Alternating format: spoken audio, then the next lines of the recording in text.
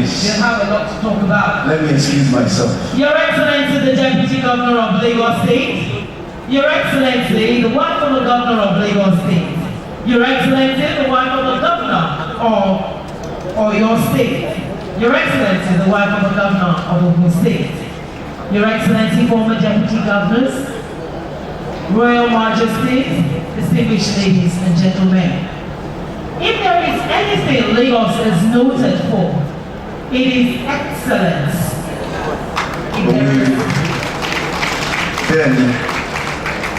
And if there is anything Lagos is also noted for, is its ability to be visionary, forward-looking, dynamic, proactive, and taking the right step even before the time is right. Yes. So inevitably, they block any loopholes that may arise in future. And one of the good things about Lagos is if you want the seat of the kind of religious organizations, either Christian or Muslim or even the traditional religion, they are all based in Lagos. I may bold to say therefore that Lagos State is God's own state. Oh yes. You don't agree with me? We agree. Now, when it was time for election, I was part of that process as a journalist. I'm sure Honorable Ikeja will know what I'm talking about because she too has traversed this terrain at one point in time. Now, I kept on looking and I was wondering, what is unique about this election, especially in Lagos State? One thing that was obvious, it was very peaceful, rancor-free, and it was smooth sailing. I now looked, I used my church mind and my church eyes. And I discovered that God had a hand in everything that happened in Lagos.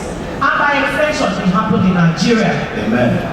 Therefore, He gave us a God-given governor because GGG. Oh yes, sir. I now went into the Bible one Sunday. I now decided to read the Bible and find out, why is this man God-given? Do you know that men will go wrong without women?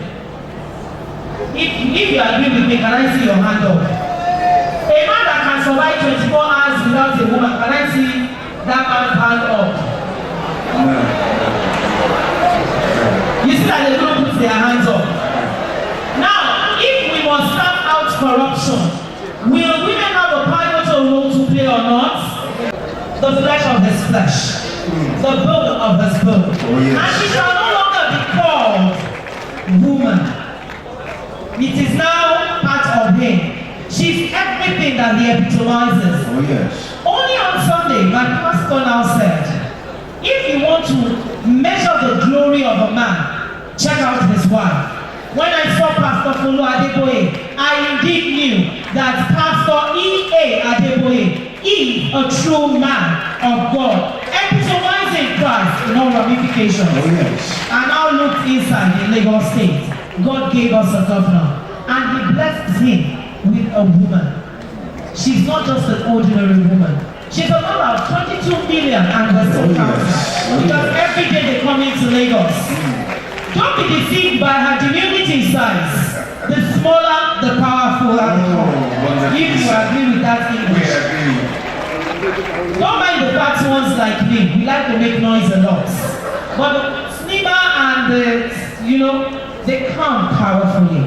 I am talking about a woman who has a heart that if you look into God's own heart, it's just like it.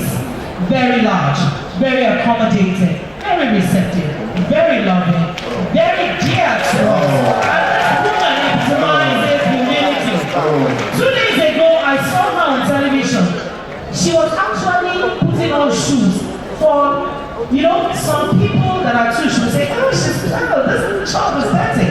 But then she holds this child. This woman is indeed a mother. Please welcome to the podium, on behalf of all Southwest governors, the wife of the Governor of Lagos State, Mrs. Bolanle Ambode.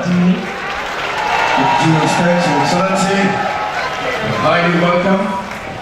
Thank you for making this day it's another successful day.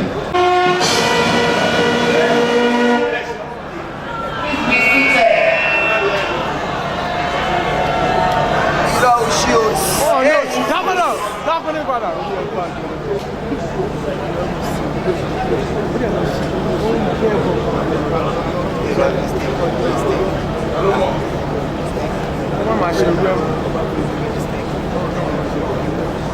Excellency, Deputy Governor of Lagos State, Dr. Mrs. Bolanle, the wife of the two governors here present, my beautiful sisters, Her Excellency Mrs. Ajimobi, Her Excellency Her Excellency Mrs.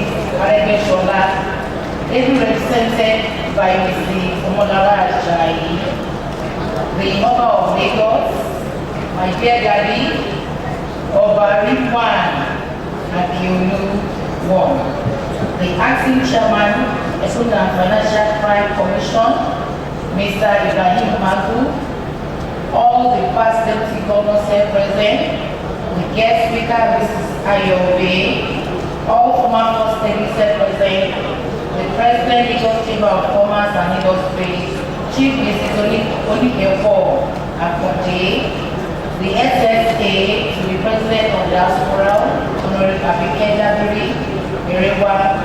honorable members and present, members of the State Executive Council present, the wife of the General Overseer, Representative of God worldwide, my dear mommy, Mrs.